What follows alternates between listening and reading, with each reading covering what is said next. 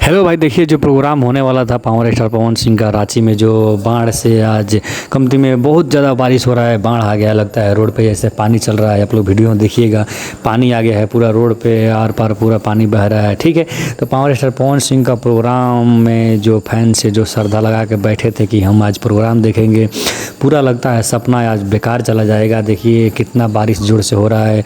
बहुत साल बाद रांची में पावर स्टार पवन सिंह का प्रोग्राम था, पर ये प्रोग्राम में बारिश का कहर थोड़ा प्रोग्राम का ख़त्म कर दिया है। ठीक है, बहुत दुख के बात है कि पावर स्टार पवन सिंह का ये प्रोग्राम में बारिश को आना, ये फ़ैन को दिल पे क्या बीत रहा होगा। ठीक है, तो ये बहुत दुखद खबर है कि पावर स्टार पवन सिंह का जो प्रोग्राम होने वाला था आज रांची में, वो पावर स्टार पवन सिंह का प्रोग्राम अब लगभग नाहिए के बराबर होगा, क्योंकि इतना बारिश पड़ गया तो पब्लिक को भी बैठने का भी, थोड़ा चलने का भी बहुत ज़्यादा दिक्कत हो सकता है। तो आप लोग का क्या राय है कमेंट में बताइए। पर पावर स्टार पवन सिंह का ये प्रोग्राम हमको नहीं लगता है कि अब होगा। ठीक है, तो आप लोग को क्या लगता है कमेंट में बताइए। पावर स्टार का फैन का दुखी के बाद